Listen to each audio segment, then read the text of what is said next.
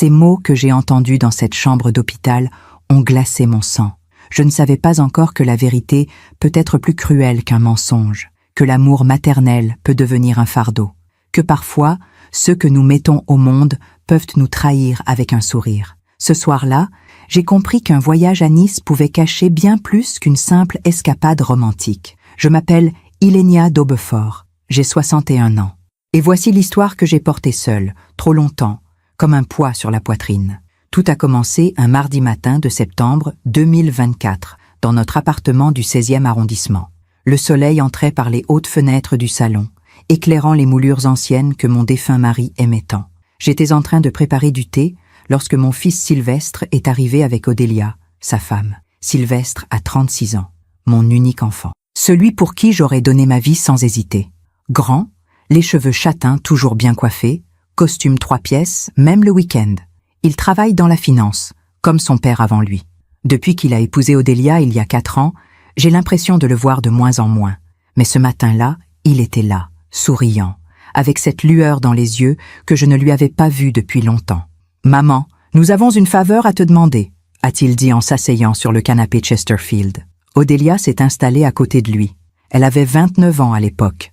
Blonde, mince, toujours élégante dans ses tailleurs Chanel. Issue d'une famille bourgeoise de Neuilly, elle avait perdu ses parents dans un terrible accident de voiture sur l'autoroute A6, 7 ans plus tôt, en 2017. Elle n'avait que 22 ans.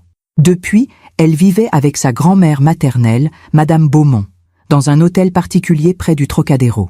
Une femme de 83 ans, discrète, distinguée, que j'avais rencontrée 2 ou 3 fois lors de dîners formels. C'est à propos de grand-mère, a commencé Odélia, les yeux soudain humides. Elle a fait un accident vasculaire cérébral il y a 5 semaines. Un dérame. Elle est à l'hôpital américain de Neuilly, dans le service de neurologie. Elle est dans le coma.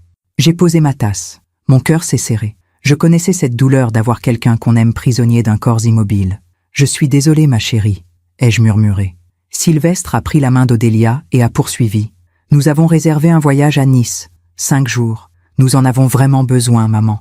Odélia est épuisée. Elle passe toutes ses journées à l'hôpital, à parler à grand-mère, même si les médecins disent qu'elle ne peut plus nous entendre. Nous partons vendredi matin, a ajouté Odélia en essuyant une larme qui coulait sur sa joue. Mais je ne peux pas la laisser seule. L'infirmière de nuit est gentille, mais j'ai besoin de savoir que quelqu'un de confiance est là. Quelqu'un qui puisse lui parler, lui tenir la main, veiller sur elle. Elle m'a regardée avec ses yeux de chien battu qui ont toujours su toucher mon cœur. Accepteriez-vous de rester avec elle pendant notre absence, Ilenia? Juste 5 jours. Vous pourriez dormir dans la chambre privée à côté de la sienne. L'hôpital a tout prévu. Comment refuser? Sylvestre me regardait avec cette expression que je connaissais depuis l'enfance. Celle qui disait « Maman, j'ai besoin de toi ».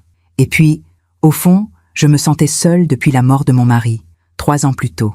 Occuper mes journées à veiller sur une vieille dame dans le coma, c'était peut-être une façon de me rendre utile. « Bien sûr, ma chérie », ai-je répondu en prenant la main d'Odélia. « Je serai là.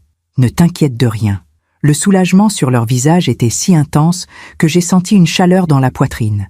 J'étais une bonne mère, une bonne belle-mère. Je faisais ce qu'il fallait. Le vendredi matin, Sylvestre et Odélia sont passés me chercher en Uber. Nous avons traversé Paris sous un ciel gris. Odélia parlait sans cesse, nerveuse, me donnant des instructions précises. Grand-mère a une perfusion pour l'hydratation. Les infirmières changent la poche toutes les 12 heures. Elle a aussi des médicaments pour la tension et pour éviter les caillots. Ne touchez à rien, bien sûr, mais parlez-lui. Lisez-lui les journaux. Tenez sa main. Les médecins disent que même dans le coma, certains patients entendent tout. Je m'occuperai d'elle comme si c'était ma propre mère, ai-je promis. L'hôpital américain de Neuilly est un établissement privé, luxueux, avec des couloirs qui sentent le propre et des plantes vertes partout. Nous avons pris l'ascenseur jusqu'au 3e étage. Chambre 317. Une chambre spacieuse, lumineuse, avec vue sur un petit jardin intérieur. Dans le lit médicalisé, Madame Beaumont dormait.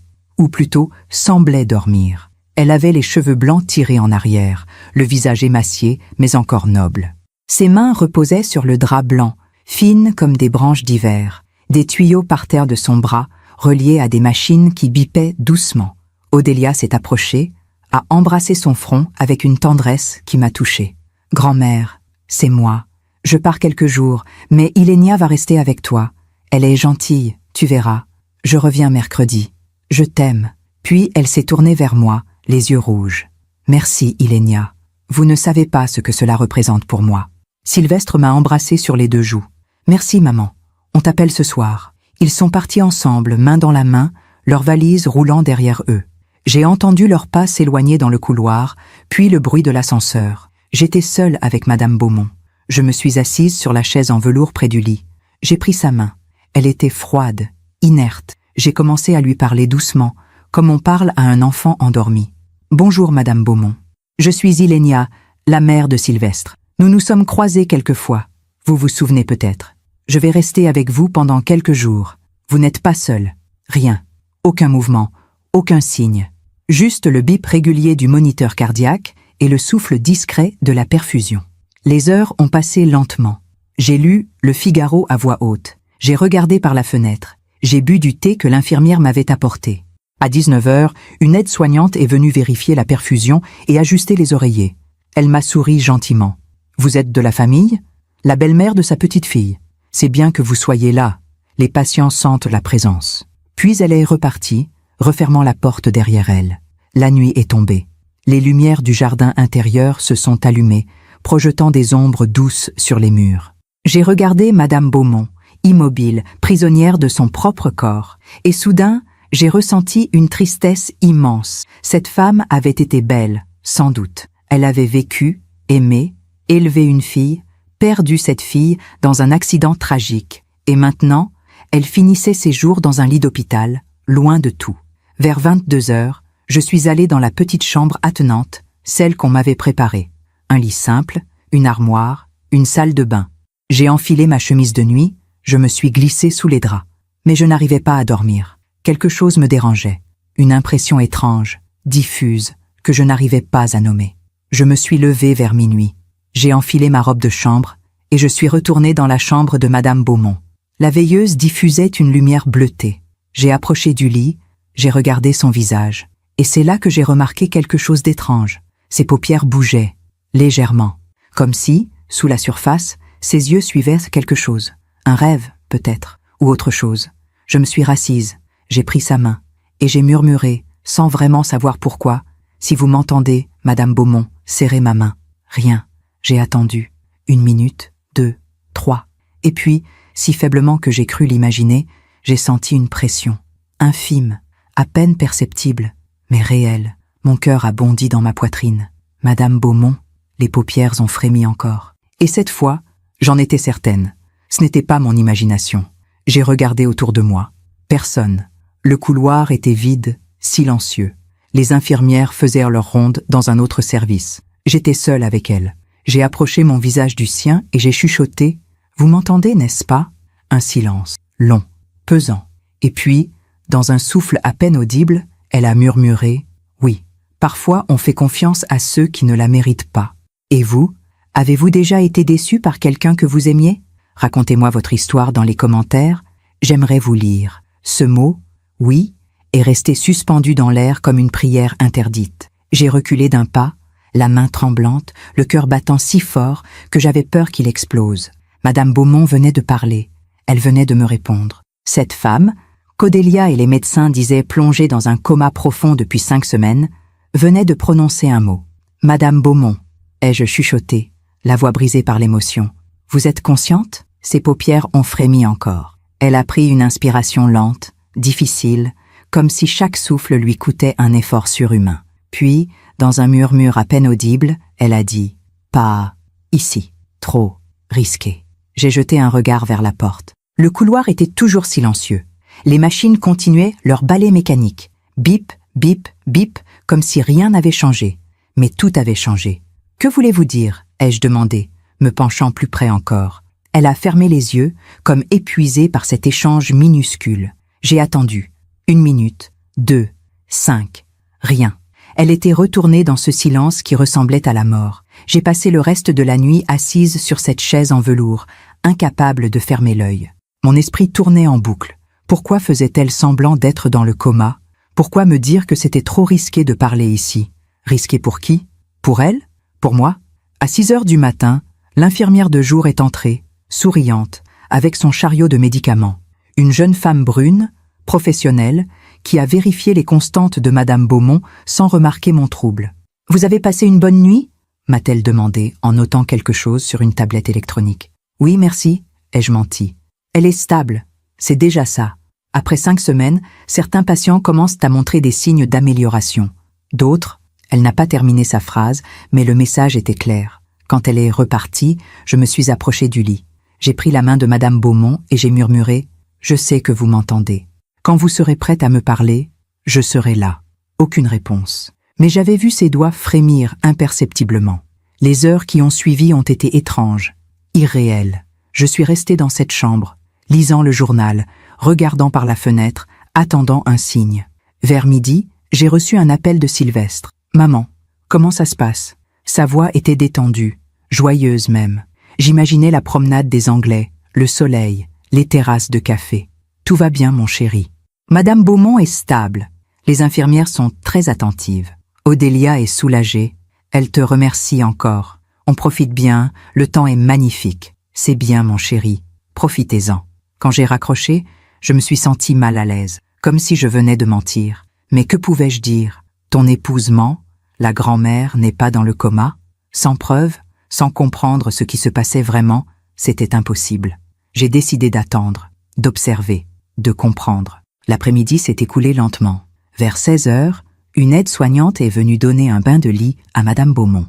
Je suis sortie dans le couloir, j'ai marché jusqu'à la petite cafétéria du rez-de-chaussée, j'ai bu un café serré, regardant les gens aller et venir, des familles inquiètes, des patients en robe de chambre, des médecins pressés.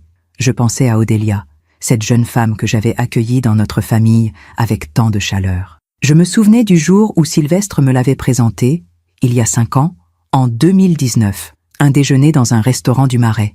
Elle était charmante, cultivée, douce, orpheline depuis 2 ans à ce moment-là, vivant avec sa grand-mère. Sylvestre était fou amoureux. Il la regardait comme mon défunt mari me regardait autrefois. « Elle a traversé tellement d'épreuves, maman », m'avait-il dit ce jour-là. « Je veux la rendre heureuse. » Et je l'avais cru. J'avais vu dans Odélia une jeune femme blessée par la vie, cherchant un refuge, une famille. J'avais été heureuse pour eux quand ils s'étaient mariés en juin 2020 dans la chapelle de Neuilly. Une cérémonie intime, élégante. Madame Beaumont était là, dans un tailleur gris-perle, le regard fier posé sur sa petite fille unique. Mais aujourd'hui, quelque chose clochait, quelque chose que je n'arrivais pas encore à nommer. Quand je suis revenue dans la chambre, vers 17 heures, Madame Beaumont était seule. L'aide-soignante était repartie. Les draps étaient neufs frais, le visage de la vieille dame propre et peigné. J'ai refermé la porte derrière moi et j'ai tiré le rideau qui séparait le lit de l'entrée. Puis je me suis assise et j'ai attendu. Le temps passait. Dehors, la lumière déclinait.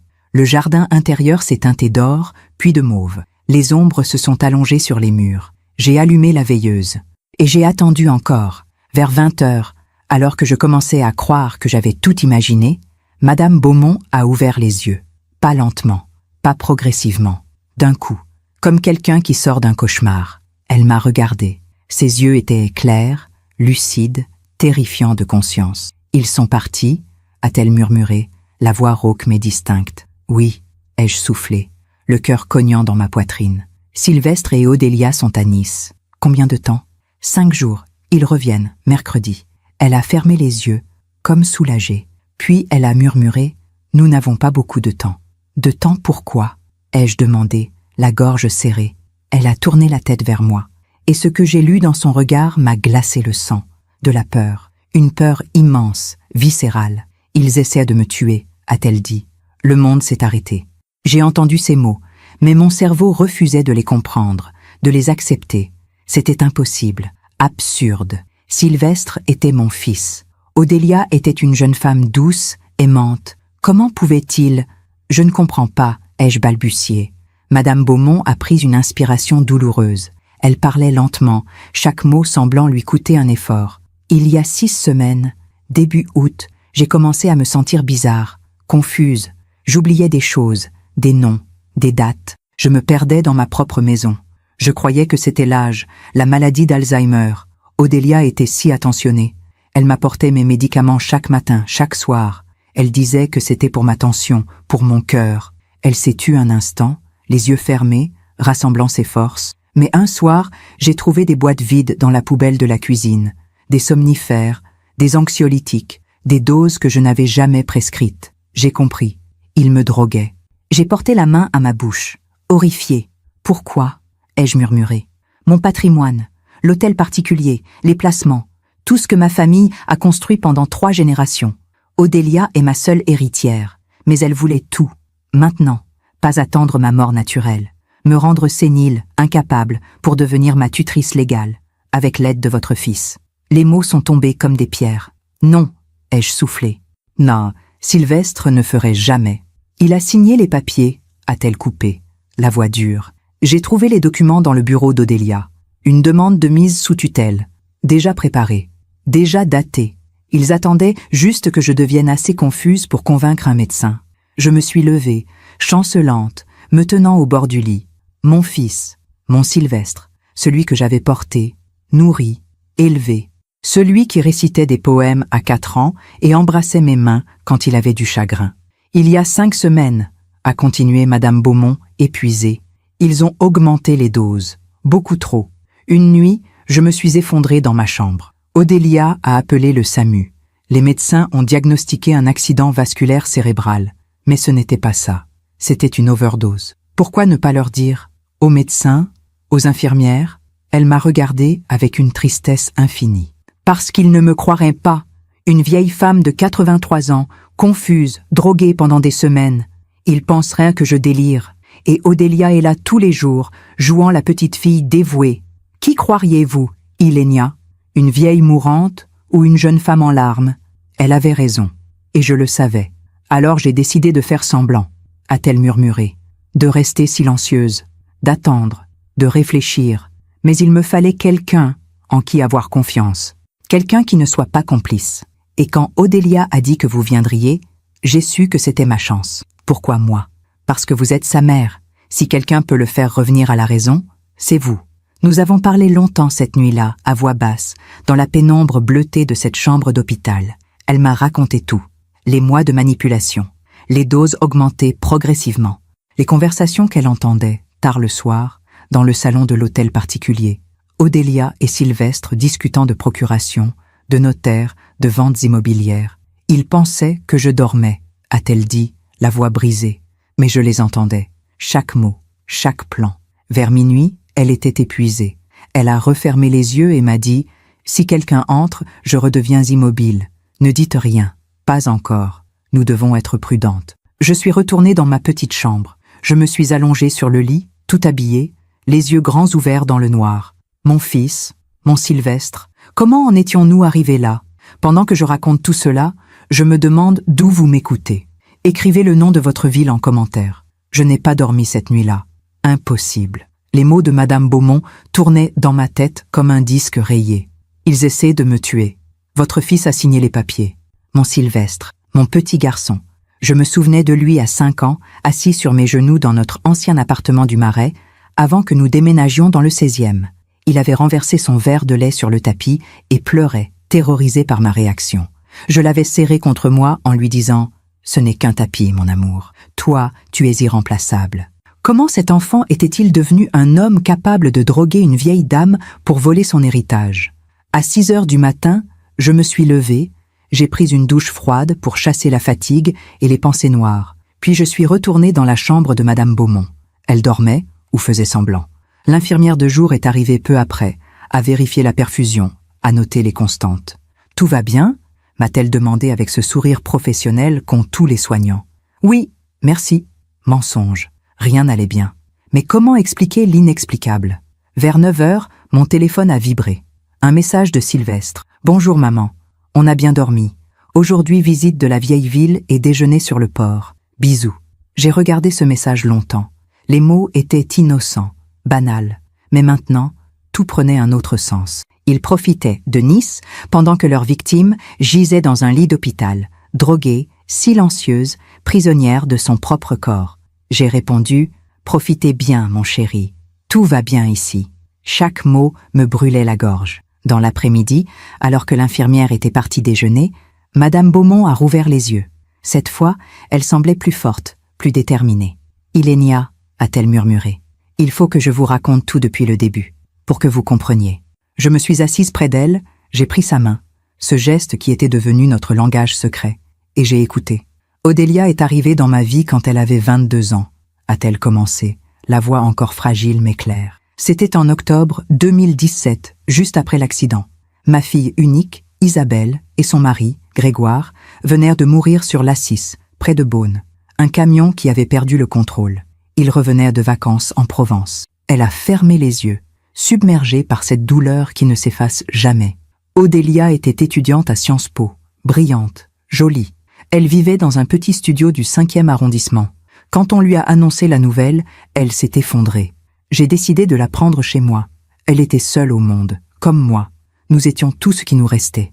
Elle a emménagé dans l'hôtel particulier? Oui, dans la chambre du 2e étage, celle qui donne sur le jardin. Au début, tout allait bien. Elle étudiait. Je cuisinais.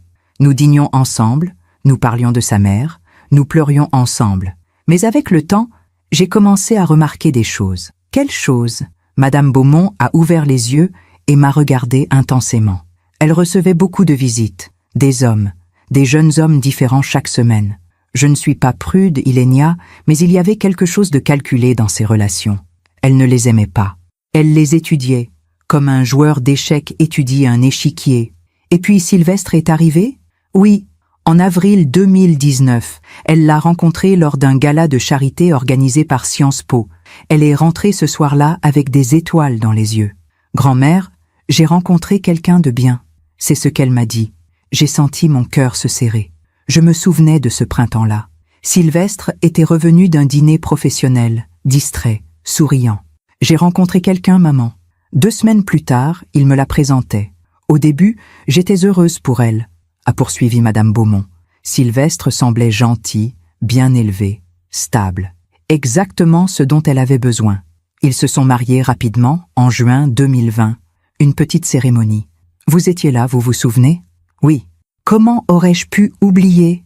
Mon fils en costume crème, Odélia en robe de soie ivoire, le soleil traversant les vitraux de la chapelle. Après le mariage, ils ont continué à vivre chez moi, a dit Madame Beaumont, la voix plus dure maintenant. Odélia disait qu'elle voulait rester près de moi, que je ne devais pas vivre seule.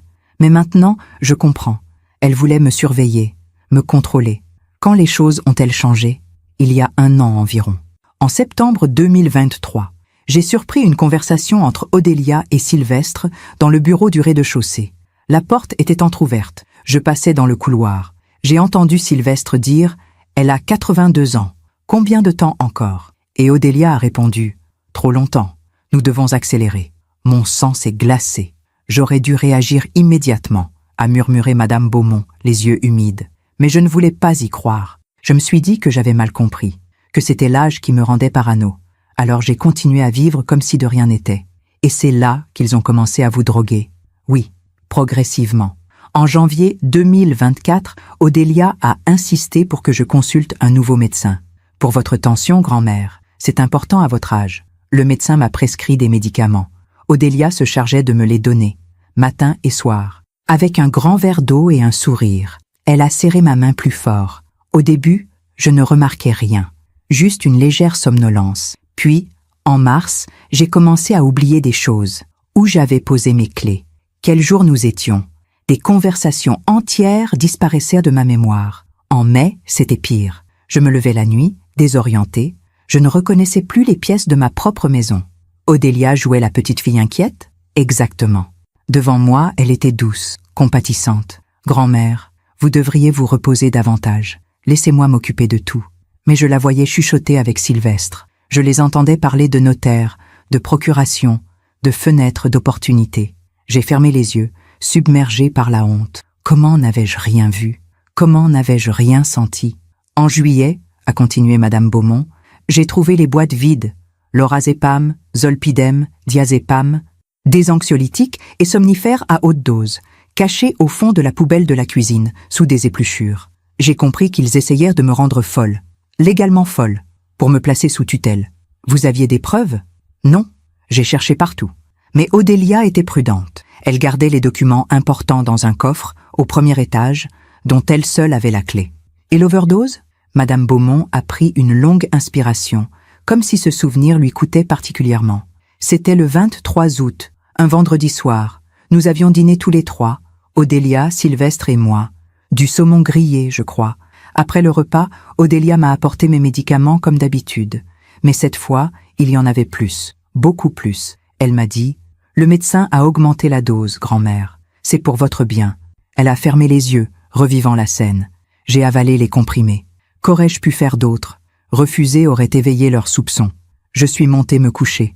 Vers 23 heures, j'ai commencé à me sentir bizarre. Mon cœur battait trop vite, puis trop lentement. La pièce tournait. Je suis allée dans la salle de bain, j'ai vomi.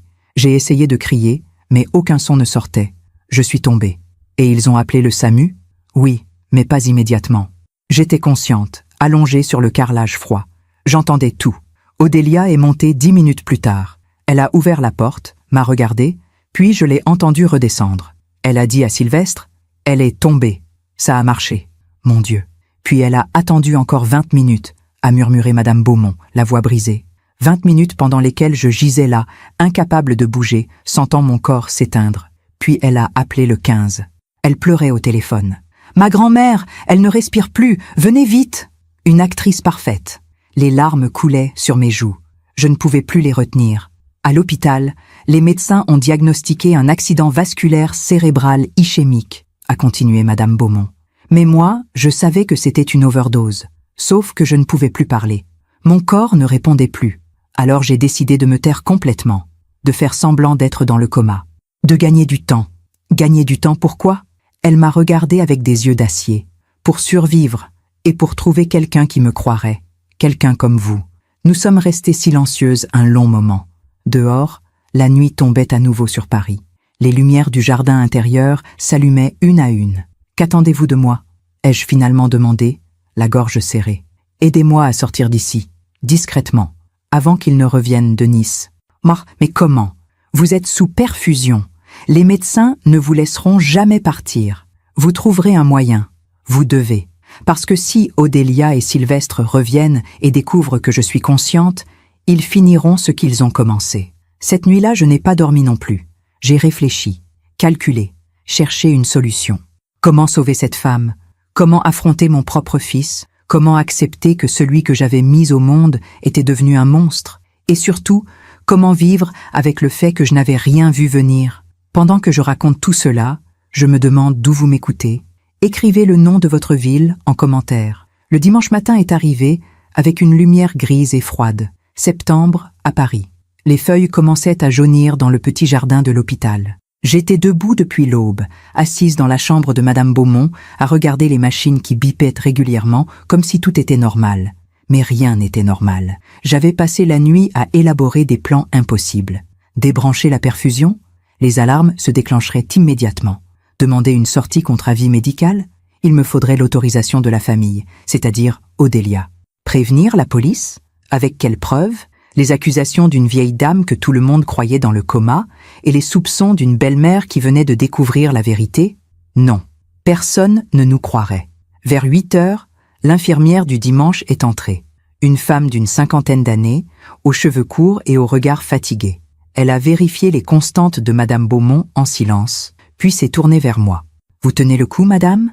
Vous n'êtes pas obligée de rester ici tout le temps. Il y a une salle de repos au bout du couloir. Je préfère rester près d'elle, ai-je répondu doucement. Elle a hoché la tête avec compréhension. C'est rare, vous savez. La plupart des familles viennent 1 heure par jour, parfois moins. Mais vous êtes là jour et nuit. Elle a de la chance, si seulement elle savait. Quand l'infirmière est repartie, j'ai murmuré à Madame Beaumont, elle vient de me donner une idée.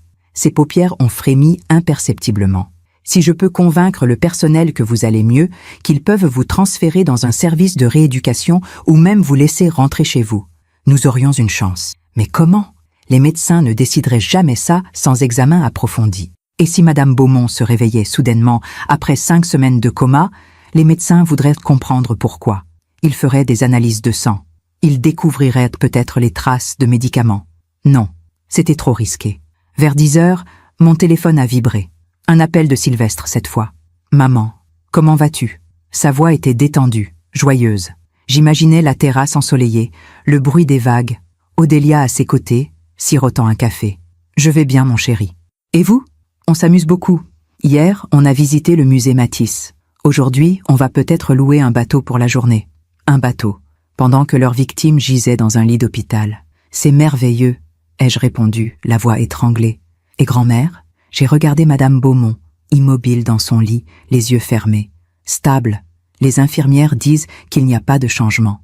C'est bien. Enfin, je veux dire, c'est triste. Mais au moins, elle ne souffre pas. Ne souffre pas. Mon fils croyait vraiment ça? Ou mentait-il aussi bien qu'Odélia? Passe-moi Odélia une seconde, ai-je demandé sans savoir pourquoi. Un bruit de fond, des rires, puis la voix d'Odélia. Ilénia, merci encore pour tout. Vous ne pouvez pas savoir ce que ça représente pour moi.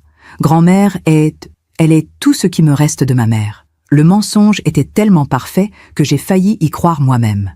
Je sais, ma chérie. Profitez bien de ces quelques jours. Vous en aviez besoin. Vous êtes un ange, Ilénia. À très bientôt. Quand j'ai raccroché, j'avais les mains tremblantes. Comment pouvait-on mentir avec autant de sincérité dans la voix? Comment pouvait-on parler d'amour tout en planifiant un meurtre? L'après-midi s'est écoulé dans une étrange léthargie. J'ai lu le journal à Madame Beaumont à voix haute, des articles sur la politique, l'économie, des choses sans importance, tout pour maintenir l'apparence de la normalité. Une aide-soignante est venue vers 15 heures, a vérifié la perfusion, a changé la poche d'hydratation. Elle a l'air paisible, a-t-elle dit en regardant Madame Beaumont. Paisible. Le mot m'a déchiré le cœur. Vers 17 heures, alors que le personnel se préparait pour le changement d'équipe, Madame Beaumont a rouvert les yeux. Cette fois, il y avait une lueur différente dans son regard, une détermination nouvelle. « Ilénia », a-t-elle murmuré. « J'ai une idée. » Je me suis penchée vers elle. « Il y a quelqu'un qui peut nous aider. » « Qui ? Mon notaire, maître de l'Orme. Je le connais depuis 30 ans. Il a les originaux de tous mes documents, mon testament, mes procurations. Si je peux le joindre, lui expliquer, il pourra bloquer toute tentative de mise sous tutelle. Mais comment le contacter? Odélia surveille sûrement votre téléphone, vos emails. Utilisez le vôtre. Son cabinet est rue de Rivoli. Dites-lui que c'est de ma part, qu'il vienne me voir ici, discrètement. Avant mercredi. J'ai sorti mon téléphone, j'ai cherché le cabinet de maître de l'Orme. Un site sobre, professionnel, notaire spécialisé en droit patrimonial et succession. Mais dimanche soir, le cabinet était fermé. Je l'appellerai demain matin, première heure, ai-je promis. Madame Beaumont a fermé les yeux, épuisée par cet effort. Merci, Ilénia.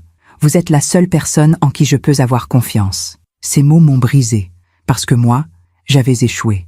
J'avais échoué à élever un fils honnête. J'avais échoué à voir le monstre qu'il était devenu. Cette nuit-là, je suis restée éveillée dans ma petite chambre, assise sur le lit, fixant le plafond.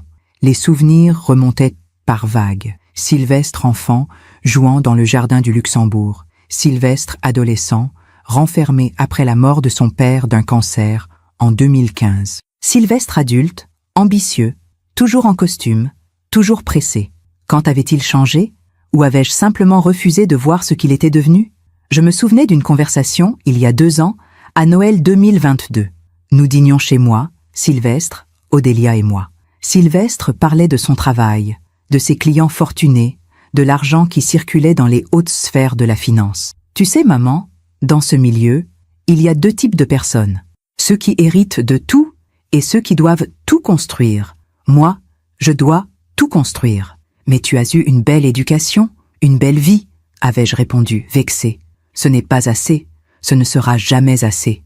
Odélia avait posé sa main sur la sienne.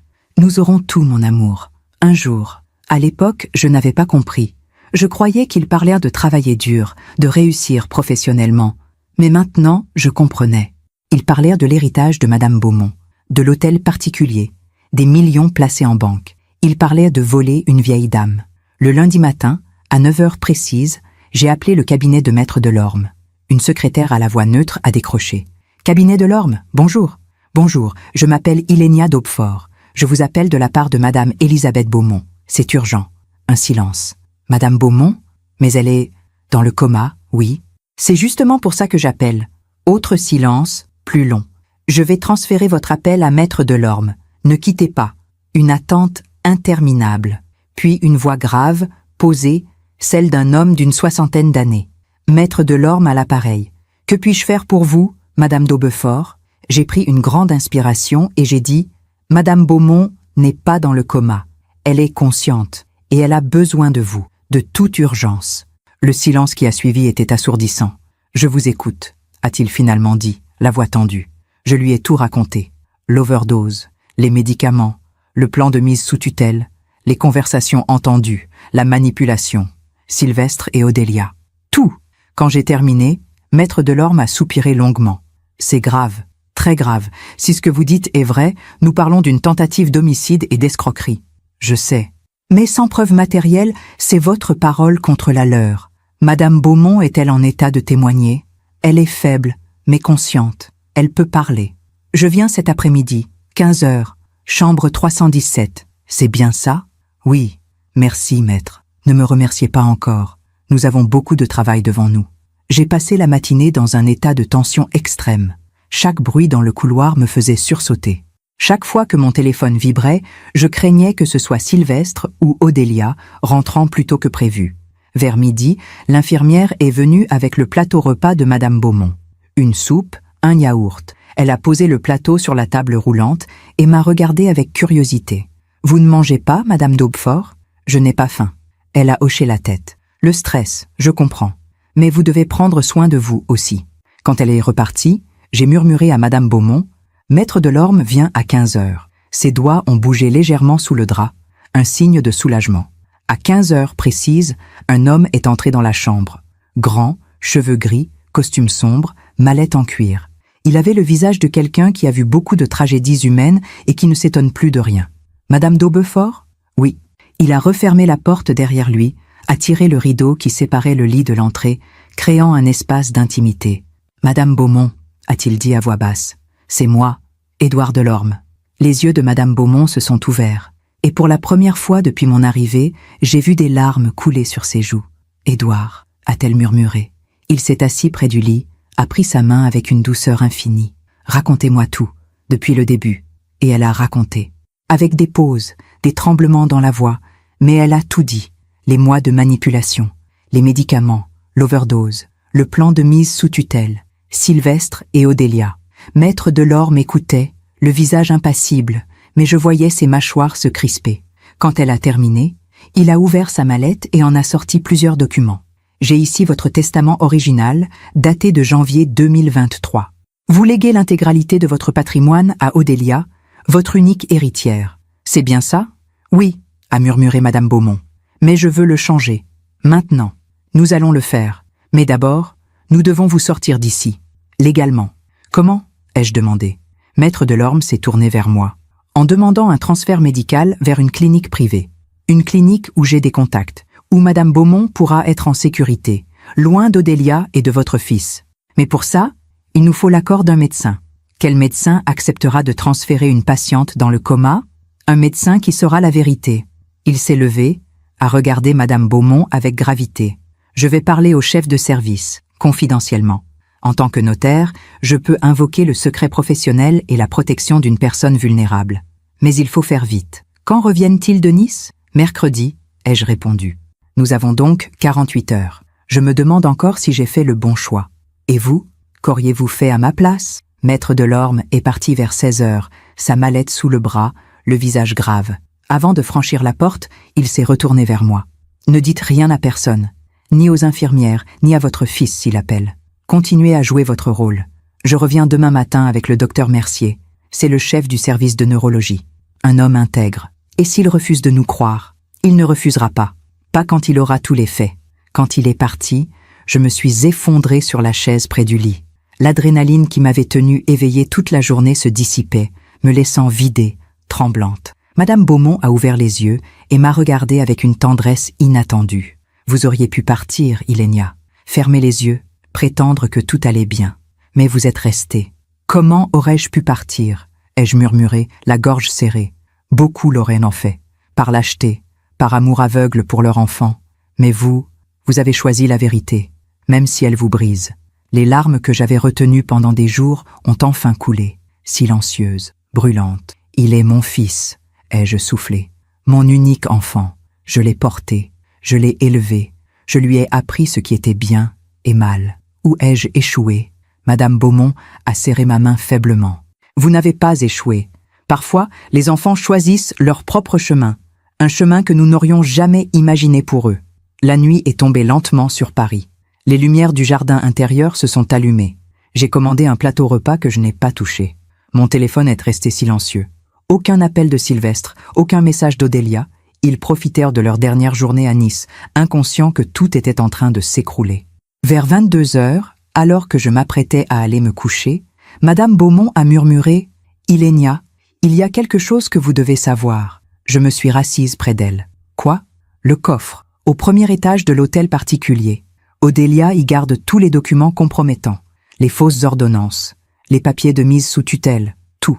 Vous connaissez la combinaison? Elle a secoué la tête faiblement. Non, elle l'a changée il y a 6 mois. Mais je sais où elle cache le code. Où? Dans son agenda. Un petit carnet en cuir marron qu'elle garde toujours dans son sac à main. Elle note tout dedans. Rendez-vous, numéros importants, code. Elle croit que personne ne le regarde jamais. Mais moi, je l'ai vu. Vous voulez que j'aille chez vous? Non, pas maintenant. Trop risqué. Odélia a peut-être laissé quelqu'un surveiller la maison pendant leur absence. Une femme de ménage, un voisin. Attendons d'abord le transfert. Ensuite, nous verrons. J'ai hoché la tête, même si l'idée de devoir un jour entrer dans cette maison, fouiller dans les affaires d'Odélia, me terrifiait. Le mardi matin est arrivé avec une lumière pâle et froide. Septembre touchait à sa fin. Bientôt octobre. Bientôt l'automne véritable. À 9 heures précises, Maître Delorme est revenu, accompagné d'un homme d'une 50aine d'années, aux cheveux poivre et sel, aux lunettes fines. Il portait une blouse blanche sur un costume impeccable. Docteur Olivier Mercier, s'est-il présenté en me serrant la main, chef du service de neurologie. Il avait une voix calme, posée, le genre de voix qui rassure immédiatement. Maître Delorme m'a expliqué la situation. Je dois vous dire que c'est inhabituel. Je comprends, ai-je murmuré. Il s'est approché du lit, a regardé Madame Beaumont longuement. Puis il a dit, d'une voix douce, « Madame Beaumont, je suis le docteur Mercier. Si vous m'entendez, ouvrez les yeux. » Un silence. Long, pesant. Puis, lentement, Madame Beaumont a ouvert les yeux. Le docteur Mercier a eu un mouvement de recul imperceptible. Il a regardé Maître Delorme, puis moi, puis à nouveau Madame Beaumont. « Depuis combien de temps êtes-vous consciente ?» a-t-il demandé. « Depuis le début », a murmuré Madame Beaumont, la voix rauque. « Depuis le 23 août, 5 semaines. Vous avez fait semblant d'être dans le coma pendant 5 semaines. »« Oui. Pourquoi ?» Et elle a raconté. Pour la 3e fois. Mais cette fois, devant un médecin qui prenait des notes, qui hochait la tête, qui posait des questions précises. Les médicaments que votre petite fille vous donnait, vous vous souvenez des noms? Lorazépam, Zolpidem, Diazépam. À quelle dose? Je ne sais pas. Mais beaucoup, trop. Le docteur Mercier a sorti son téléphone, a tapé quelque chose rapidement. Ces 3 médicaments combinés, à haute dose, peuvent provoquer une sédation profonde, une confusion mentale et, dans certains cas, une défaillance respiratoire ou cardiaque. Vous auriez pu mourir. Je sais, a murmuré Madame Beaumont. Le docteur a refermé son téléphone, s'est assis sur la chaise, a retiré ses lunettes et les a nettoyées lentement, un geste qui trahissait son trouble. Madame Beaumont, j'ai étudié vos analyses sanguines réalisées à votre arrivée aux urgences le 23 août. À l'époque, nous avons diagnostiqué un AVC ischémique. Mais maintenant que vous me dites ça, je vais demander une analyse toxicologique complète des échantillons conservés. Si nous trouvons des traces de ces benzodiazépines à des niveaux anormalement élevés, ce sera une preuve. Combien de temps pour les résultats? A demandé Maître Delorme. 48 heures. Peut-être moins si je mets la pression. Nous n'avons pas 48 heures, ai-je dit, la voix tremblante. Odélia et Sylvestre rentrent demain. Mercredi. Le docteur Mercier a remis ses lunettes et m'a regardé gravement. Dans ce cas, nous allons accélérer les choses. Je vais demander un transfert immédiat vers la clinique Sainte-Anne, dans le 15e arrondissement. C'est un établissement privé, sécurisé. Madame Beaumont y sera en sécurité. Mais comment justifier le transfert? Ai-je demandé. Les infirmières, l'administration, tout le monde croit qu'elle est dans le coma. Je vais écrire dans le dossier médical qu'elle montre des signes d'amélioration neurologique minimes mais encourageants et qu'un transfert vers un service spécialisé en rééducation est recommandé. Personne ne posera de questions. Maître Delorme a hoché la tête. Parfait. Et pendant ce temps, Je vais préparer les documents nécessaires pour modifier le testament de Madame Beaumont et bloquer toute procédure de mise sous tutelle. Quand pouvons-nous partir ? A demandé Madame Beaumont, la voix pleine d'espoir. Cet après-midi, 16 heures, une ambulance privée viendra la chercher. Les heures qui ont suivi ont été les plus longues de ma vie. J'ai fait les 100 pas dans la chambre, incapable de rester assise. Madame Beaumont, elle, gardait les yeux fermés, économisant ses forces pour ce qui allait venir. Vers 13 heures, mon téléphone a vibré. Un message de Sylvestre. « Dernier jour à Nice. On rentre demain en fin de matinée. Bisous maman. » Demain. Il rentrait demain. J'ai répondu « Bon retour mon chéri. Faites attention sur la route. » Puis j'ai éteint mon téléphone. Je ne voulais plus entendre sa voix. Pas maintenant. À 15h30, une infirmière est venue vérifier une dernière fois les constantes de Madame Beaumont. Elle a souri en voyant les chiffres sur le moniteur. Son rythme cardiaque est meilleur aujourd'hui. C'est bon signe. Oui, ai-je murmuré. À 16 heures précises, 2 ambulanciers sont arrivés avec un brancard. Le docteur Mercier était avec eux, tenant une pochette de documents. Transfert vers la clinique Sainte-Anne, a-t-il annoncé à l'infirmière de garde. Rééducation neurologique intensive.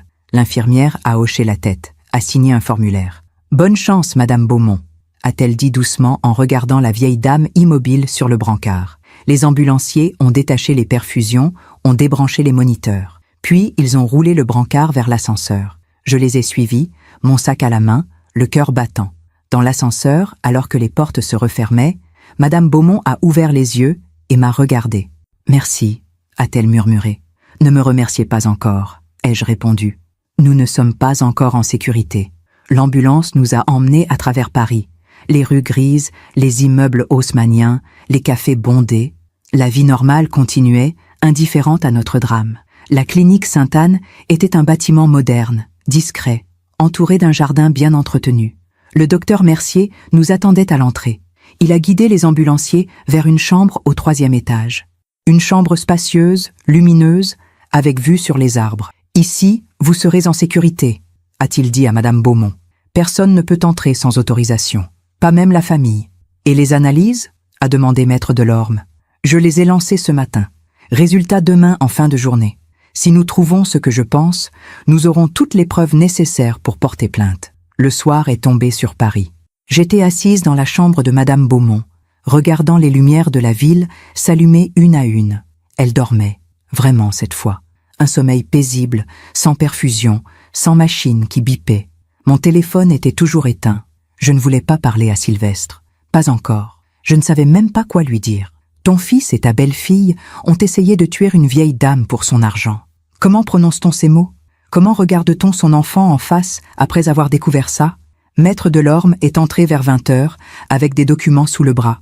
J'ai préparé le Nouveau Testament. Madame Beaumont pourra le signer demain matin, devant témoins. Elle lègue tout à une fondation caritative. Odélia n'aura rien. Et si elle conteste, elle ne pourra pas. Pas avec les preuves que nous aurons. Et puis, il m'a regardé gravement. Il y a autre chose. J'ai fait des recherches cet après-midi sur Odélia Mercier. Qu'avez-vous trouvé? Il a ouvert une pochette, en a sorti plusieurs documents imprimés. Odélia n'est pas sa petite fille biologique. Le monde s'est arrêté. Quoi? Isabelle et Grégoire Mercier, les parents d'Odélia, sont morts dans un accident de voiture en octobre 2017. C'est vrai.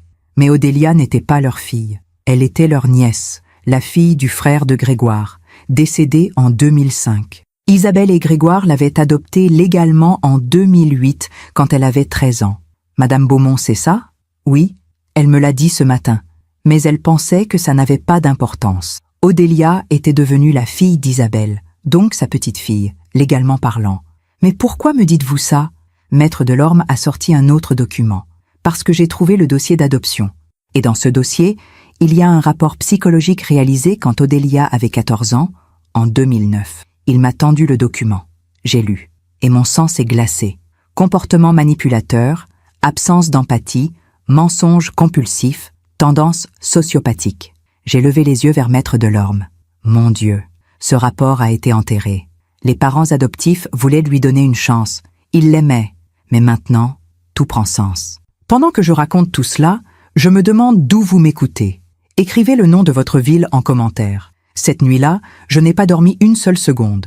J'étais assise dans le fauteuil de la chambre de la clinique Sainte-Anne, le rapport psychologique d'Odélia, posé sur mes genoux, le relisant encore et encore, comme si les mots allaient soudainement changer de sens. Comportement manipulateur, absence d'empathie, mensonge compulsif, tendance sociopathique. Ma belle-fille, la femme que mon fils avait épousée, la femme que j'avais accueillie dans ma famille avec tendresse. Elle était un monstre depuis l'enfance. Comment Sylvestre n'avait-il rien vu? Ou pire, avait-il vu et choisi de fermer les yeux?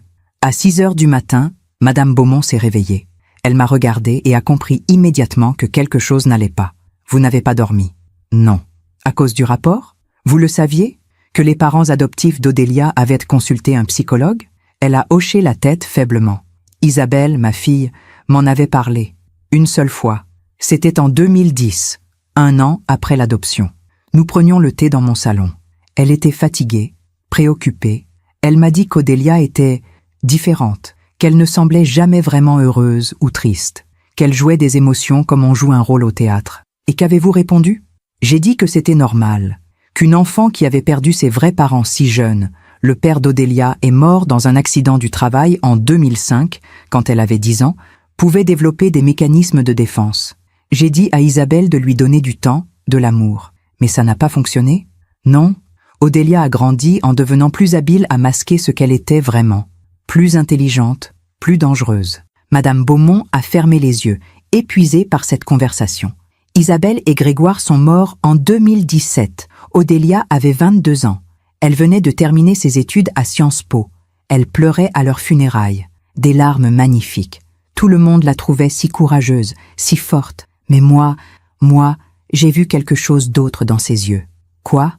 Du soulagement.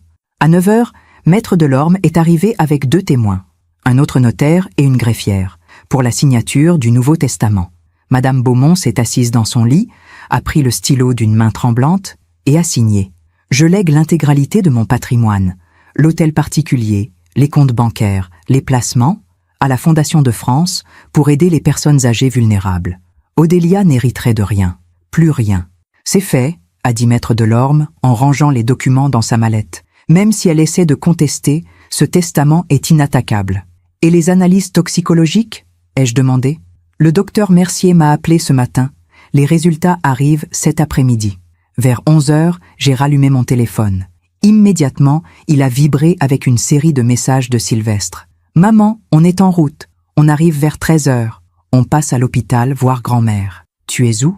Tu ne réponds pas ?» Mon cœur s'est mis à battre trop vite. Ils allaient arriver à l'hôpital américain de Neuilly et découvrir que Madame Beaumont n'était plus là, que j'avais disparu aussi. J'ai regardé Maître Delorme, paniqué. Ils arrivent à Paris, dans 2 heures. Laissez-les venir à l'hôpital. Laissez-les découvrir que leur victime a disparu. Pendant ce temps, nous aurons les preuves. Et s'ils devinent où nous sommes? Ils ne devineront pas. Personne ne sait que Madame Beaumont est ici, sauf le docteur Mercier, vous et moi. Mais j'avais peur, une peur viscérale, parce que je connaissais Odélia maintenant. Je savais de quoi elle était capable. À 13h30, mon téléphone a sonné.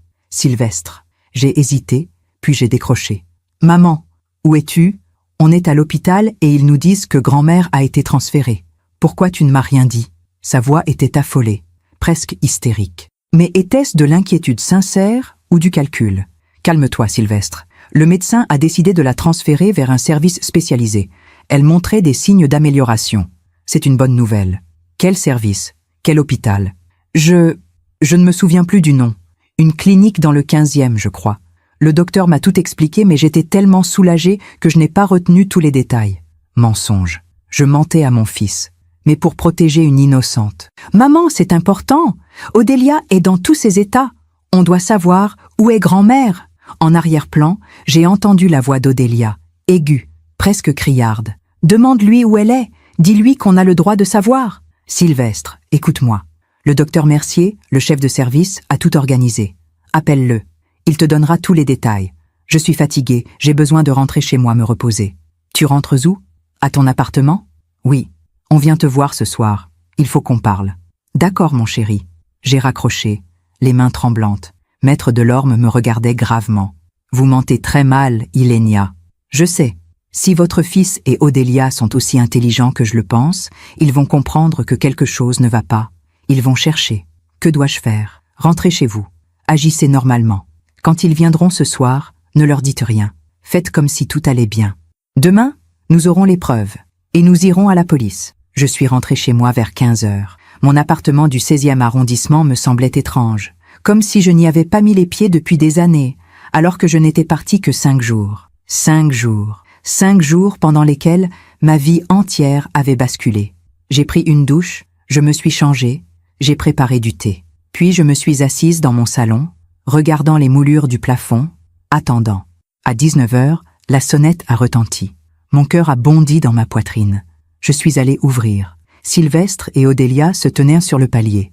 Mon fils avait l'air fatigué, les traits tirés. Odélia, elle, était impeccable. Cheveux blonds parfaitement coiffés, tailleur Chanel beige, sac à main en cuir marron, celui où elle cachait son agenda avec les codes secrets. « Maman », a dit Sylvestre en m'embrassant. On était tellement inquiets. « Entre, mon chéri. » Ils sont entrés. Odélia m'a embrassée aussi, 2 bises froides, mécaniques. J'ai senti son parfum, Chanel 925, et j'ai eu envie de vomir. « Asseyez-vous, je vous fais du thé. »« Non merci », a coupé Odélia, la voix tendue. « Nous voulons juste comprendre ce qui s'est passé. Pourquoi grand-mère a été transférée sans qu'on soit prévenu ? Le docteur Mercier a dit que c'était une décision médicale urgente. »« Mais vous étiez là ? Vous auriez dû nous appeler ? » J'ai pensé que vous profitiez de vos vacances. Je ne voulais pas vous inquiéter. Sylvestre s'est assis sur le canapé, a passé une main dans ses cheveux. « Maman, on a appelé la clinique dont tu parlais. Il y a 3 cliniques dans le 15e. Aucune n'a de patiente nommée Elisabeth Beaumont. » Mon sang s'est glacé.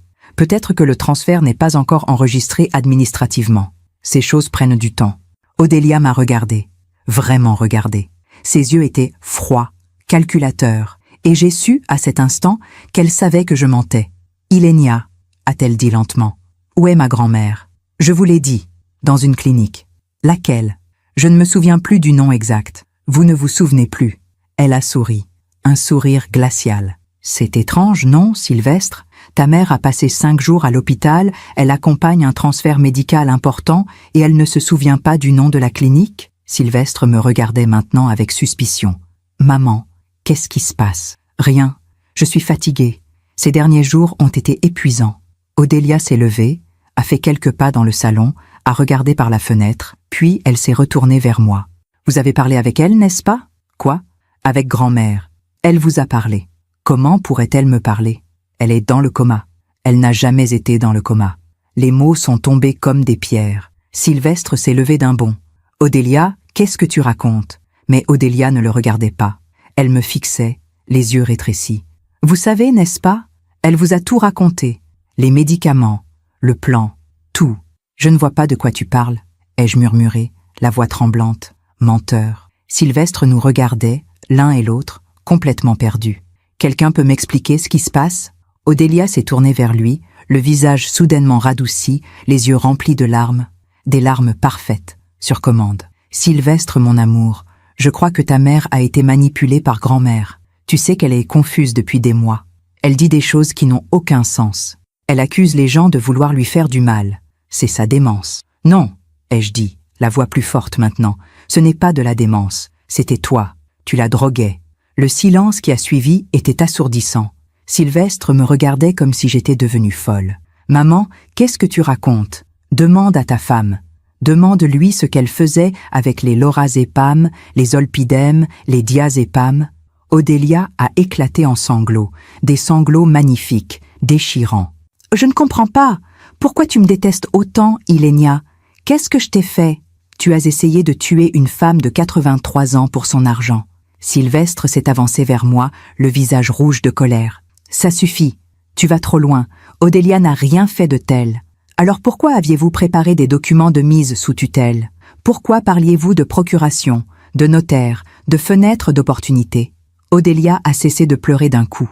Son visage est redevenu froid, dur. « Qui vous a dit ça ? Madame Beaumont. » Elle a tout entendu. Chaque mot, chaque plan. Odélia a regardé Sylvestre. Un regard que je n'oublierai jamais.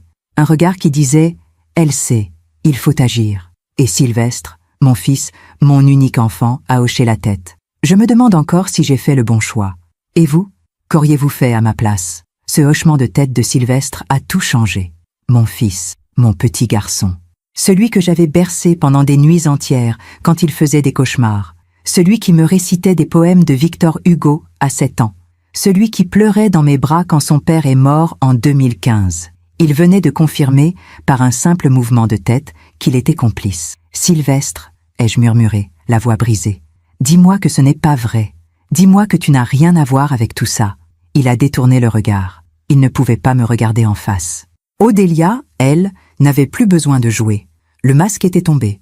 Elle s'est assise sur le canapé, a croisé les jambes élégamment et m'a regardé avec un calme terrifiant. « Où est-elle » a-t-elle demandé, la voix plate, sans émotion. « Je ne vous le dirai pas. Vous allez nous le dire. Jamais. » Elle a souri.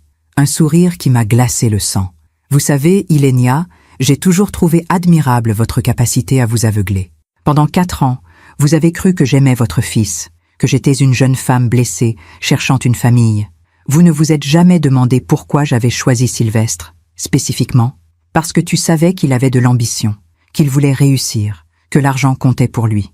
Exactement. » Elle a regardé Sylvestre avec quelque chose qui ressemblait presque à de la tendresse. Sylvestre est prévisible.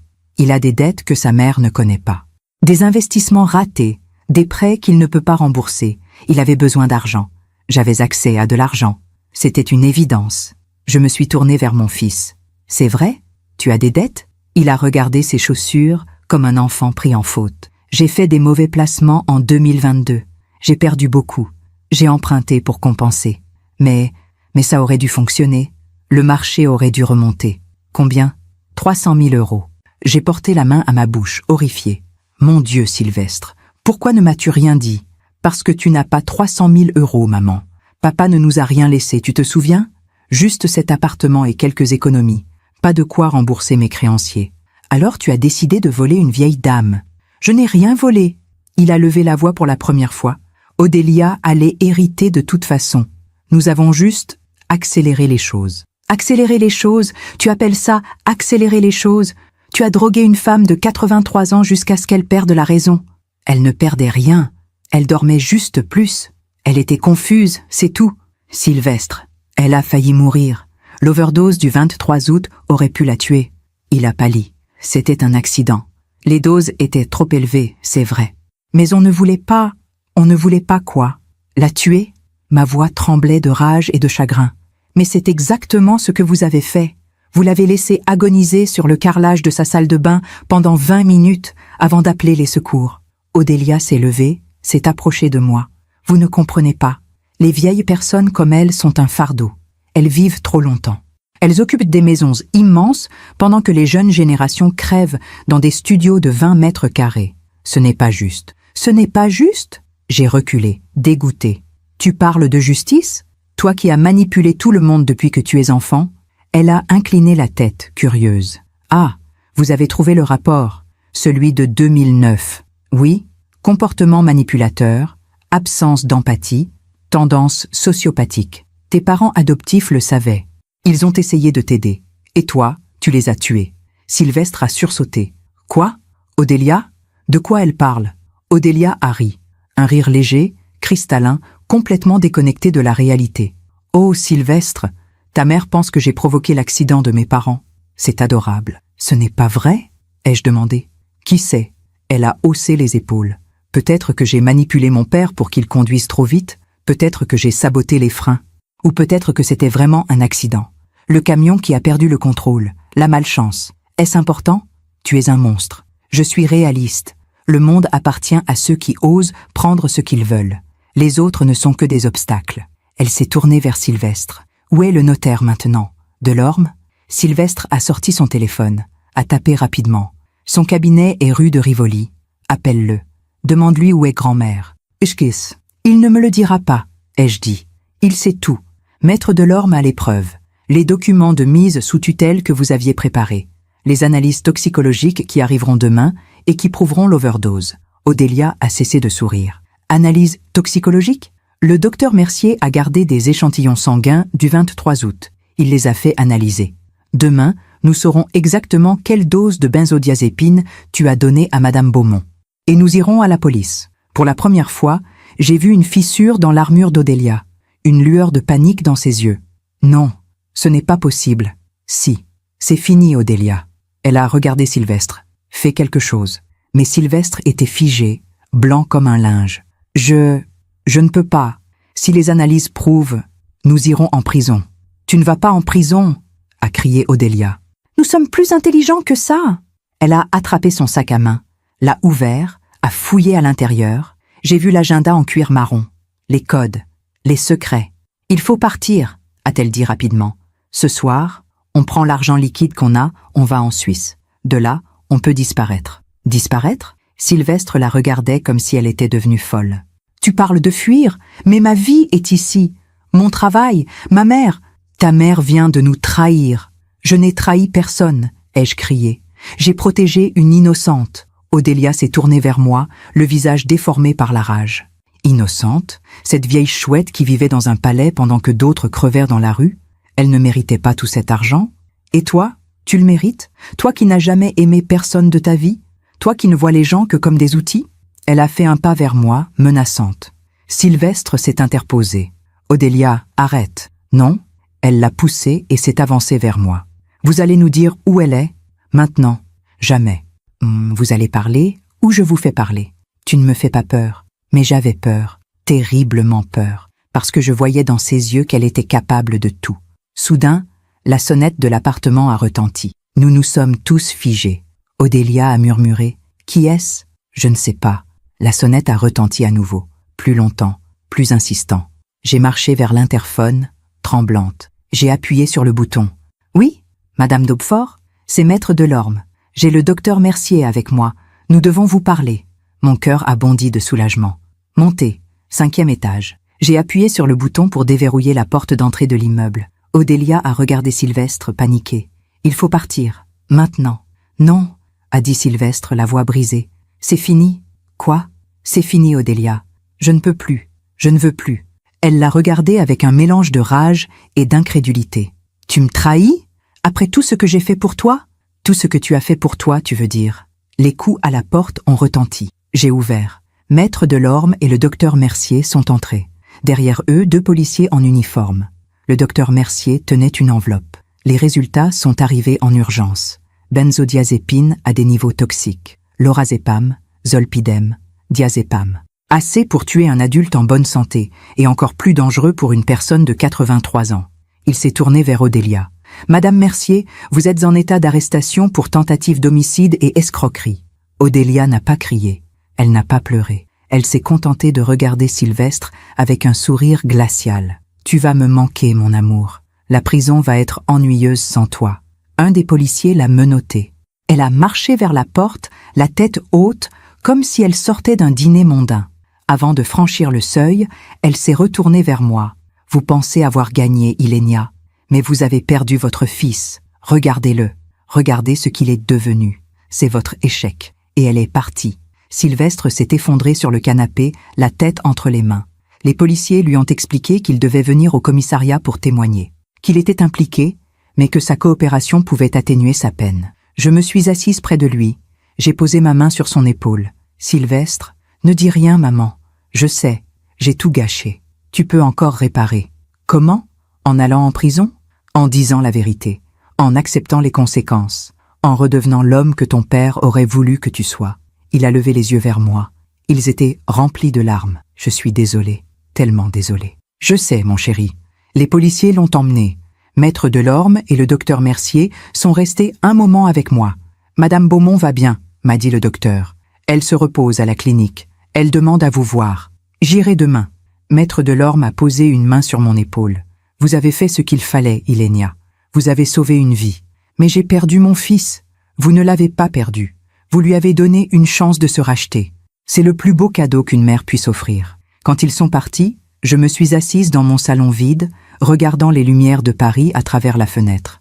J'ai pensé à Sylvestre enfant, à l'homme qu'il était devenu, à l'homme qu'il pourrait redevenir. Et j'ai pleuré. Pour la première fois depuis des jours, j'ai pleuré. Je me demande encore si j'ai fait le bon choix. Et vous, qu'auriez-vous fait à ma place? Je n'ai pas dormi cette nuit-là non plus. Comment aurais-je pu? Mon fils était au commissariat, interrogé sur sa participation à une tentative d'homicide. Ma belle-fille était en garde à vue, attendant d'être transférée en détention provisoire. Et moi, j'étais seule dans mon appartement, hantée par les mots d'Odélia. Vous avez perdu votre fils. C'est votre échec. Avait-elle raison? À 6 heures du matin, alors que le soleil se levait sur Paris, mon téléphone a sonné. Un numéro inconnu. Allô? Madame Daubefort? C'est le commissaire Beaujean, du commissariat du 16e arrondissement. Votre fils a terminé son audition. Il demande à vous parler. Il va bien? Physiquement, oui, mais je vous conseille de venir. 1 heure plus tard, j'étais assise dans une petite salle du commissariat, attendant. Les murs étaient d'un blanc sale. L'odeur de café froid flottait dans l'air. Puis, la porte s'est ouverte. Sylvestre est entré, escorté par un policier. Il avait les yeux rouges, le costume froissé, les cheveux en désordre. Il ne ressemblait plus du tout à l'homme ambitieux qui traversait Paris en costume 3 pièces. Il ressemblait à un enfant perdu. Le policier nous a laissés seuls. Sylvestre s'est assis en face de moi, les mains jointes sur la table. « Maman. » Sylvestre. Un long silence, puis il a parlé, la voix brisée. J'ai tout raconté. Chaque détail. Les médicaments, les doses, les conversations, le plan de mise sous tutelle. Tout. Tu as fait ce qu'il fallait. Je suis complice, maman. Le procureur dit que je risque 5 à 7 ans de prison. Peut-être plus. Mon cœur s'est serré, mais je suis restée calme. Tu paieras pour tes actes. C'est normal. Comment peux-tu être si froide? Je ne suis pas froide. Je suis brisée. Mais je ne vais pas te dire que tout va bien, que ce n'est pas grave. Parce que c'est grave, Sylvestre. Tu as participé à la torture d'une vieille dame sans défense. Il a fermé les yeux, les larmes coulant sur ses joues. Je ne sais pas comment j'en suis arrivée là. Au début, quand Odélia m'a parlé de l'héritage en 2023, je pensais juste qu'on attendrait, que grand-mère mourrait naturellement et qu'on hériterait. Mais elle était en si bonne santé. Elle aurait pu vivre encore 10, 15 ans. Et mes dettes, elles m'étouffaient. Pourquoi ne m'as-tu rien dit? J'aurais pu t'aider. On aurait pu vendre cet appartement, trouver une solution. Parce que j'avais honte. Il a levé la voix, puis s'est calmé. J'avais honte d'avoir échoué. Papa était un homme brillant. Il gérait l'argent avec intelligence. Et moi, j'ai tout perdu en quelques mois. Des placements stupides, de l'arrogance. Je croyais que je pouvais gagner rapidement, récupérer mes pertes. Mais j'ai juste creusé le trou. Alors tu as écouté Odélia. Elle était si convaincante. Elle disait que ce n'était pas vraiment du vol, puisque l'argent lui revenait de droit, que Madame Beaumont ne s'apercevrait de rien, qu'elle dormirait juste plus, qu'elle serait confuse et que les médecins diagnostiqueraient une démence naturelle. Personne ne saurait. Mais tu savais que c'était mal. Il a hoché la tête, les yeux baissés. Oui, je le savais. Chaque fois que je la voyais, chaque fois qu'Odélia lui donnait ses médicaments avec un sourire, je me détestais un peu plus. Mais j'avais trop peur de tout perdre.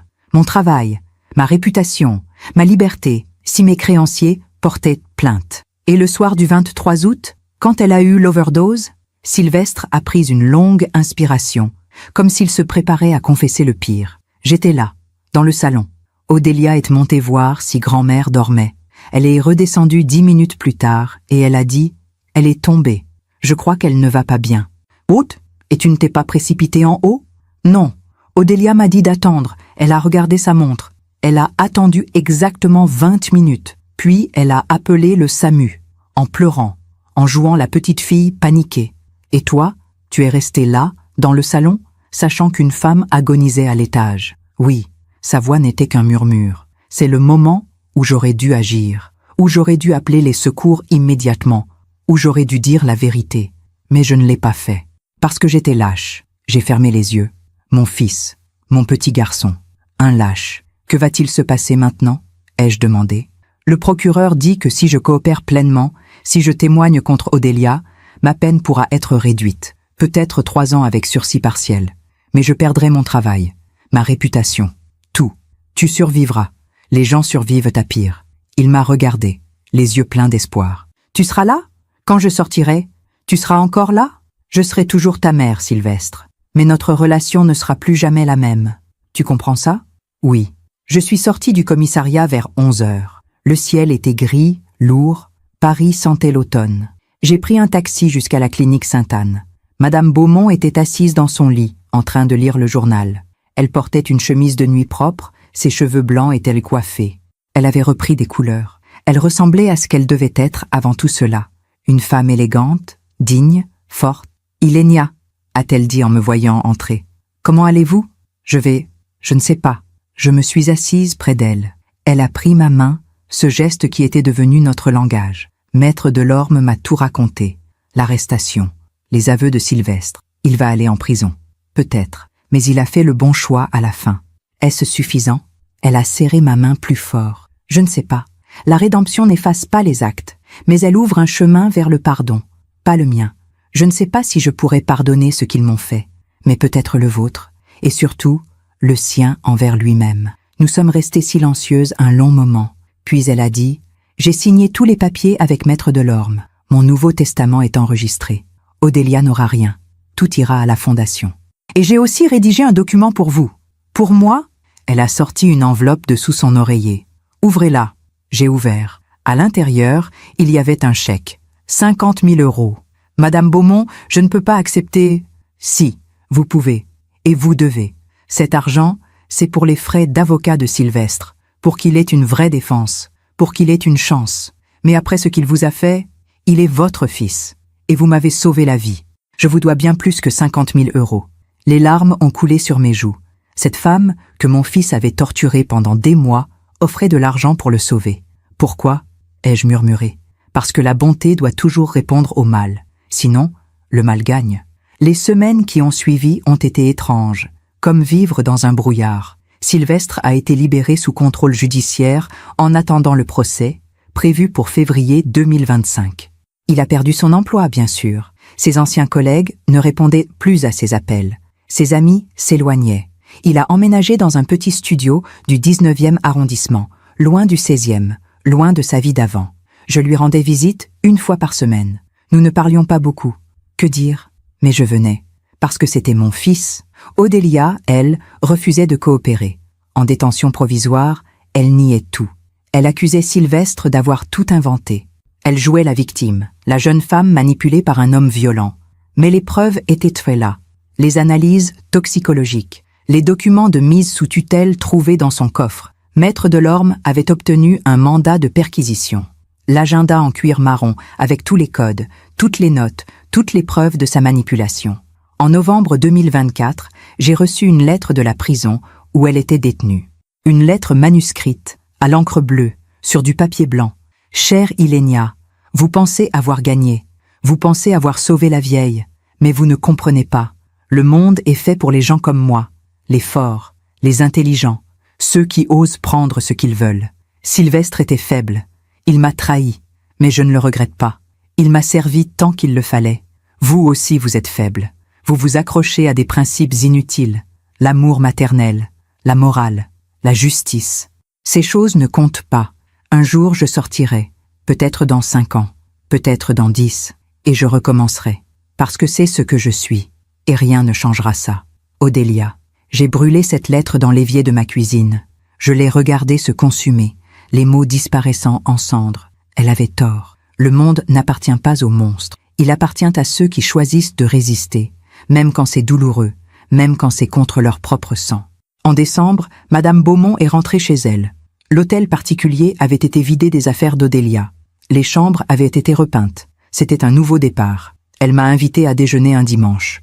Nous avons mangé dans sa belle salle à manger, sous le lustre en cristal que sa grand-mère avait acheté en 1920. « Je vais vendre la maison », m'a-t-elle dit. « Je ne peux plus vivre ici.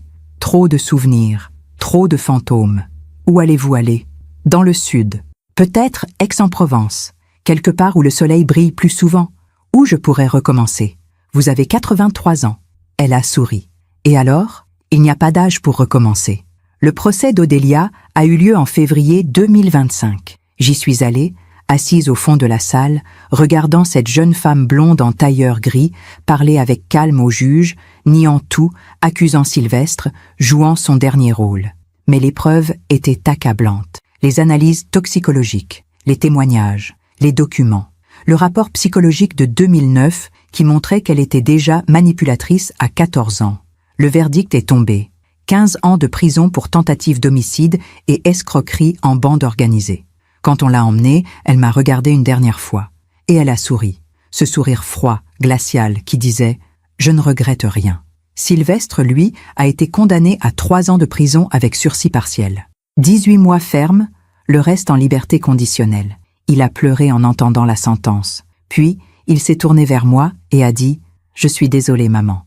Je sais, ai-je répondu. Il est sorti de prison en août 2025. Amaigri, changé. Il avait 40 ans maintenant, plus tout à fait jeune, plus du tout naïf. Il a trouvé un travail modeste dans une petite entreprise de comptabilité.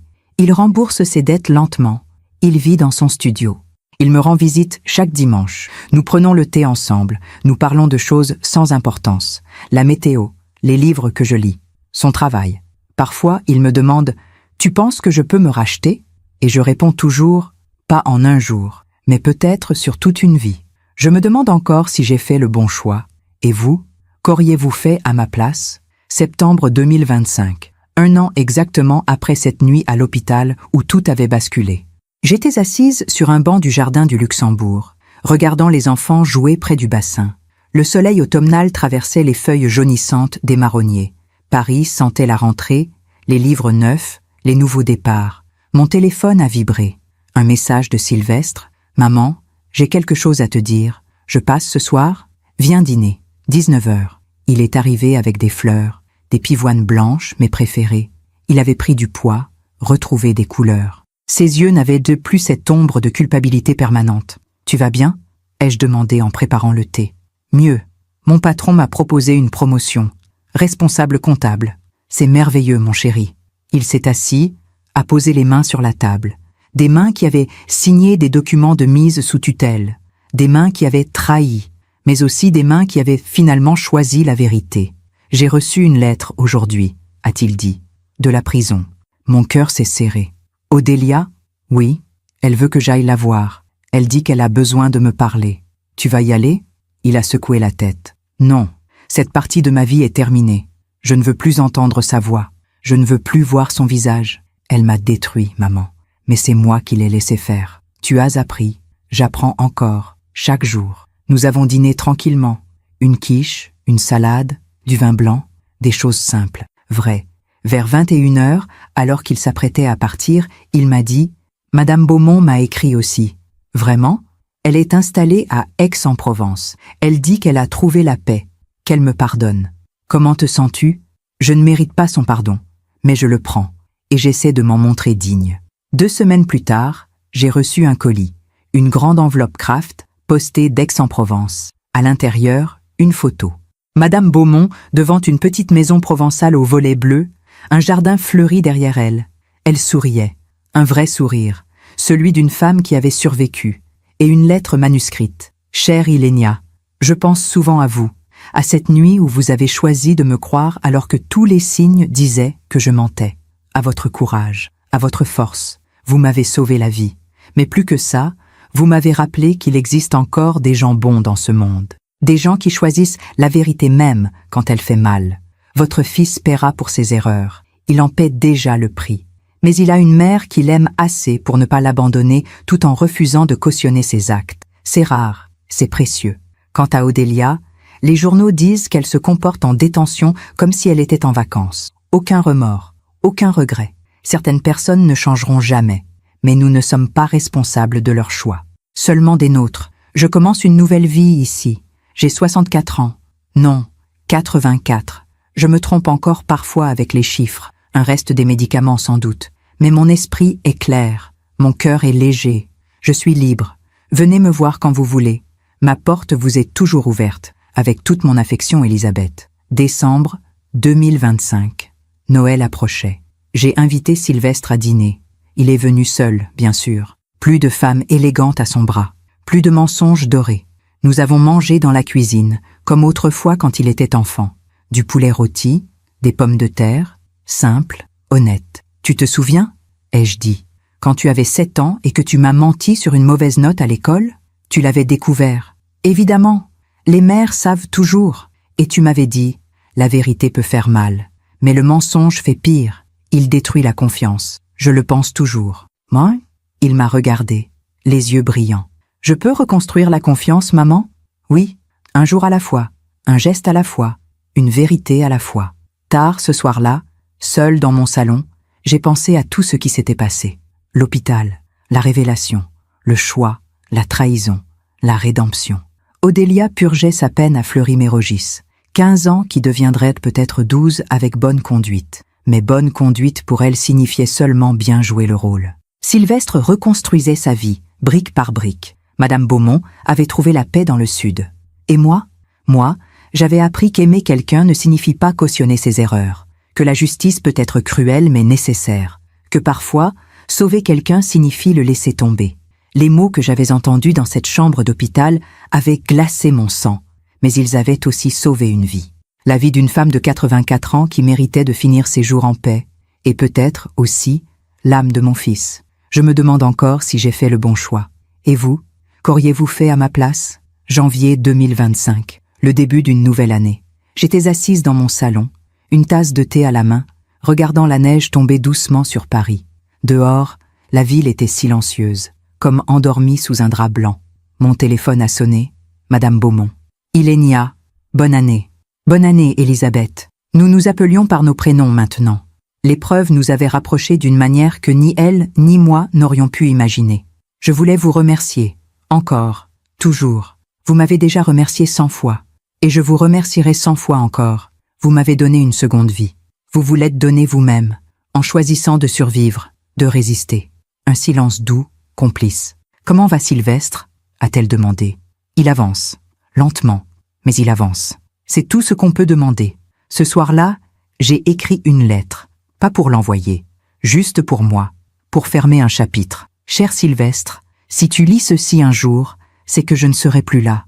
Je veux que tu saches quelque chose. Ce que tu as fait était impardonnable, mais tu es pardonnable. Ces deux choses peuvent coexister.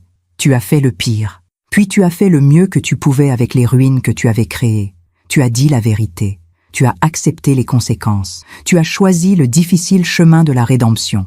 Je suis fier de ce choix. Pas de ce que tu as fait avant, jamais, mais de ce que tu fais maintenant. La vie t'a donné une seconde chance, ne la gâche pas, je t'aimerai toujours, même quand je ne serai plus là pour te le dire. Ta maman, février 2025, 1 an et demi après cette nuit à l'hôpital. J'ai reçu une dernière lettre d'Odélia. Je ne l'ai pas ouverte, je l'ai brûlée directement, sans même regarder l'écriture. Certaines voix ne méritent pas d'être entendues. Mars 2025, le printemps approchait. Sylvestre et moi marchions dans le jardin du Luxembourg, là où tout avait commencé dans mes souvenirs de mère, lui enfant, courant entre les arbres, riant. « Tu te souviens de cet endroit ?» ai-je demandé. « Oui, tu m'amenais ici tous les dimanches. On donnait du pain aux canards. Tu étais un enfant heureux. Je l'étais. Tu peux le redevenir, pas comme avant, mais différemment, mieux. » Il m'a regardé avec quelque chose qui ressemblait à de l'espoir. « Tu crois vraiment ?»« Oui. » Parce que tu as compris quelque chose qu'Odélia ne comprendra jamais. Quoi? Que la vraie force n'est pas de prendre ce qu'on veut, c'est de reconstruire ce qu'on a détruit. Aujourd'hui, je suis assise dans ce même salon où j'ai accueilli Sylvestre et Odélia il y a plus d'1 an. Mais tout a changé. Mon fils est vivant. Pas le fils que j'avais rêvé qu'il devienne, mais un homme qui essaie, qui trébuche, qui se relève. Madame Beaumont vit sa nouvelle vie dans le Sud, entourée de lavande et de soleil. Odélia reste enfermée, refusant de reconnaître ses crimes, attendant le jour où elle pourra recommencer. Et moi, j'ai appris qu'on peut aimer quelqu'un et choisir la justice quand même, qu'on peut être brisée et forte à la fois, qu'on peut pardonner sans oublier. Ces mots que j'ai entendus dans cette chambre d'hôpital, ils essayèrent de me tuer, ont glacé mon sang. Mais ils ont aussi réveillé quelque chose en moi, le courage de faire ce qui est juste, même quand c'est contre mon propre sang. Si mon histoire aide ne serait-ce qu'une femme à ouvrir les yeux, à choisir la vérité plutôt que le confort du mensonge, alors tout cela aura eu un sens. La douleur nous transforme. Elle ne nous détruit pas si nous refusons de la laisser faire. Je m'appelle Ilenia d'Aubefort. J'ai 62 ans maintenant. Et voici l'histoire que je devais raconter. Non pas pour me vanter, non pas pour condamner mon fils éternellement, mais pour dire qu'il est possible de survivre à la trahison de ceux qu'on aime le plus. Et qu'au bout du tunnel, il y a toujours une lumière, même quand on croit qu'il n'y en a plus. Merci de m'avoir écouté jusqu'au bout. Si cette histoire a touché votre cœur, abonnez-vous et activez la cloche pour entendre d'autres femmes qui ont transformé la douleur en sagesse. Chaque jour, une femme, une leçon de vie. Partagez cette histoire avec quelqu'un que vous aimez. Parfois, une histoire change toute une journée. Que Dieu vous bénisse et à très bientôt.